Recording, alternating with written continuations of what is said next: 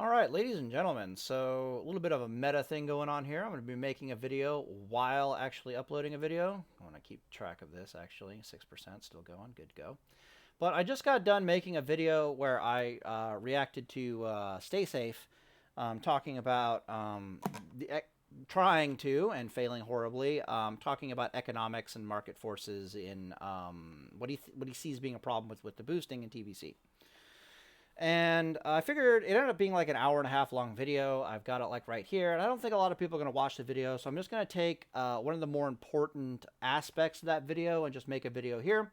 So I'm entitling this video, I think I'm going to title it at least, Why You Are All Stupid for Making Gold in Classic WoW. Lots and lots of gold for Classic WoW and thinking it's going to matter in TBC. It's going to be a long title, probably shorter than that, right?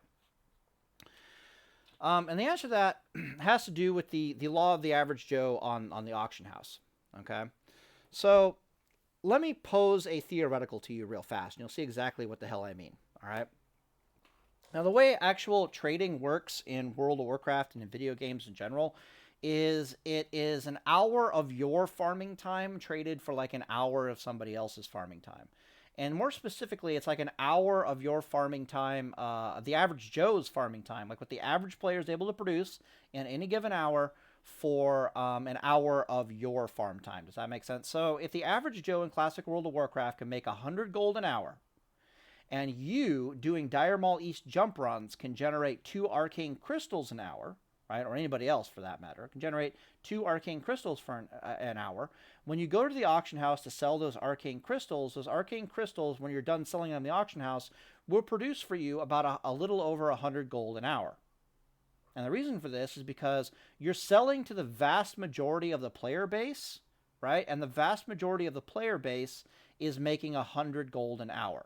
And they're going to trade you 1 hour of their gold farm for 1 hour of your gold farm, if that makes sense, or your resource farm, or your whatever, your resource farm, because you don't trade gold for gold. Okay.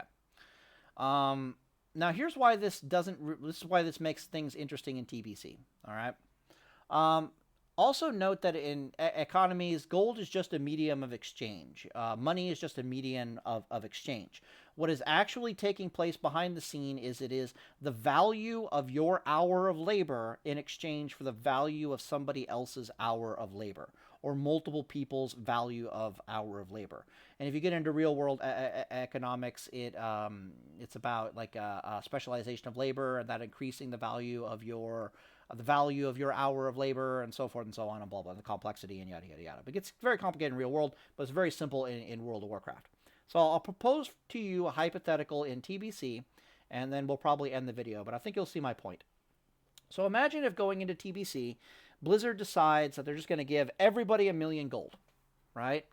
Like let's say these level 58 boosts also come with like a million gold on each level 58 character, right? Well, this is going to piss some people. This will do 2 things. It'll piss a lot of people off because it greatly devalues all the gold that they made, right? All the gold that they made is basically worthless. It's the same concept as printing money in your economy, right? Printing money in your economy doesn't actually hurt your economy. What it does is it devalues all the money that is existing in your economy. And we can see that here in this example. Now, let's say...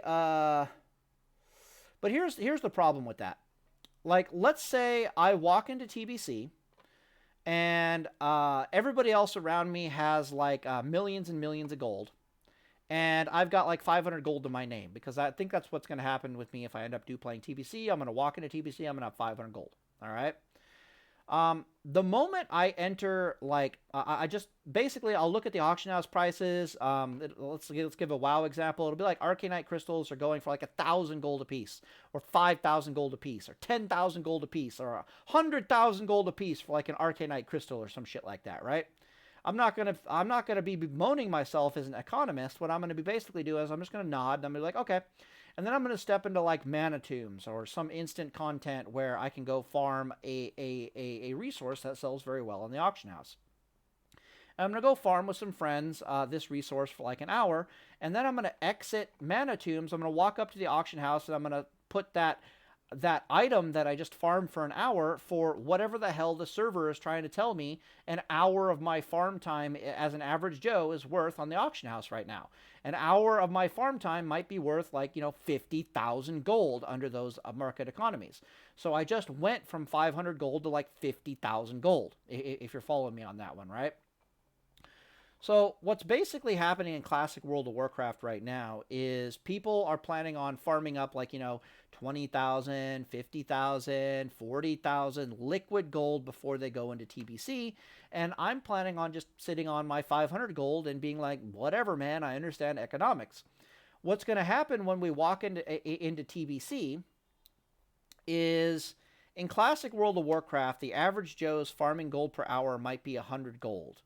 Which means that if I go do anything in Classic World of Warcraft, whether it's farming herbs or whether it's getting arcanite crystals or killing sandworms for meat, an hour of my time doing that can be traded on the auction house for like an hour of somebody else's time farming gold.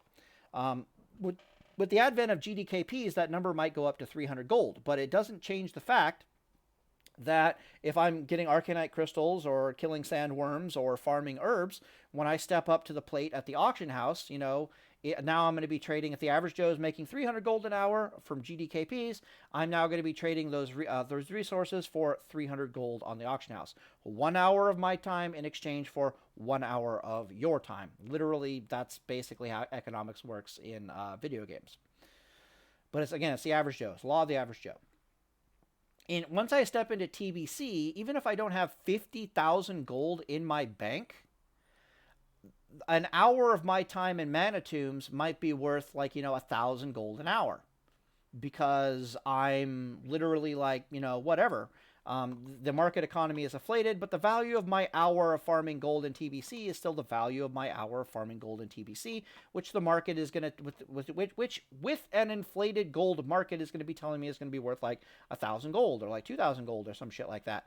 Which means that my options in Classic World of Warcraft are as follows.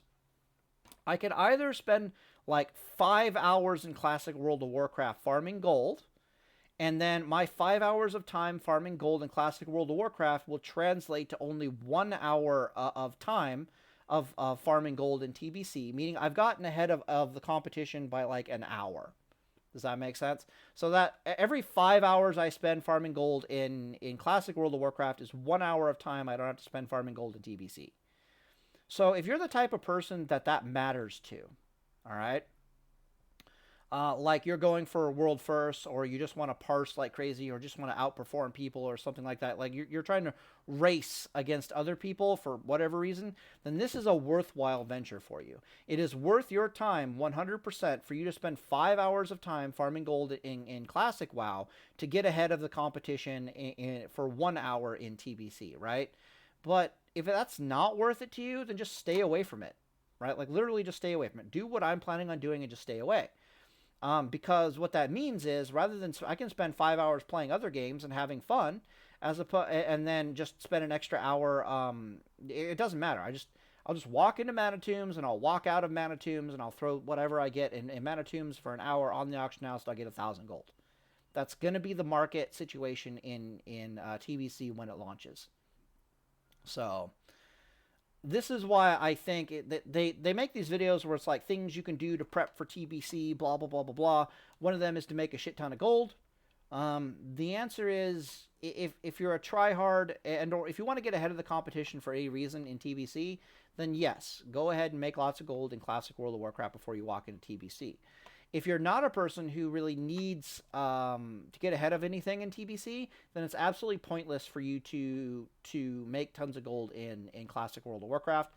You're just playing into people like me's hands, basically, where it's you're just going to inflate the gold even more. You're going to devalue the people who are getting 50,000 gold on average, and meanwhile, I'm sitting over here laughing because I'm just going to walk into Mana Tombs, walk out of Mana Tombs, and be making 1,000 gold an hour. Because you dumbasses have inflated the gold economy, and I am painfully aware that an hour of my time farming gold is worth an hour of your time farming gold in TBC.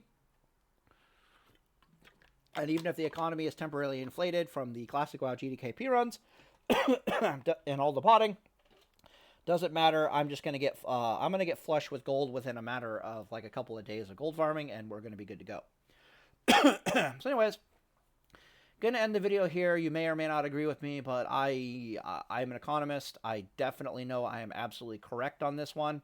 No matter, and I bring up the example where it's like if they flooded the gold like everybody has 1,000,000 gold but me, like literally everybody in TBC has 1,000,000 gold but me. How do I fix the problem? I go farm an instance for like 10 hours, and next thing I know, I'll have like let me think. I'll have over 300,000 gold, another 10 hours, and I'll got like 600,000 gold, maybe 30 hours of farm, and I've caught up to everybody else. Am I making any sense here whatsoever? So it's like, it's not like you're going to be poor in TBC, even if Blizzard gave everybody 1,000,000 gold and decided to give you the middle finger. All you got to do is get to 70 and find an hourly gold farm that the market is is saying is valuable, and you'll be good to go. And in fact, you're probably dumb if you're spending all your time farming gold in Classic World of Warcraft, thinking you're going to get ahead of them or some shit like that. It's like, I'm not going to spend 10 hours farming gold in Classic World of Warcraft when I could just spend 2 hours farming gold in TBC and get the exact same effect.